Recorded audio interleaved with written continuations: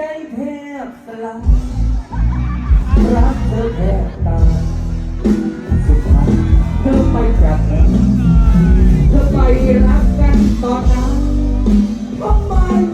ไม่รู้เอาสมัยเราก็คือดอกสวัสดีครับผู้จริงจังผู้นำทีมงานหมอลำเพลินต้นตุนครับขอบคุณเด้อขอบคุณทีมงานสมยูรีเด้อขอบคุณแมนิกี้ขอบคุณพี่เฟิร์นขอบคุณพี่อเลนเดอร์3 คนเด้ออีหยังจังเลยว่าขอบคุณทีมงานสมยูรีงานสมจังไหนสมยูรีประกอบสมในที่ภาษาฟังได้เป็นสมประกอบสมัยอย่างมาลองเพลงอย่างหญิงหน้ามีเอากระทรวงเปิดตัวว่าทีมงานพุ่นนำเขามาเป็นต้นทุนเนาะเขามียกเลิกแล้วช่วงหัวหน้าเขาไล่พวกมึงออกมาสลอเซเลมาเราปวดเพื่อนที่แม่เราเห็นอย่างอยู่ดีการออกหม้อน้องแม่เห็นจะบอกผู้เดียวหลายหาเอาต้นเงินผู้เดียวมันดีอ้าว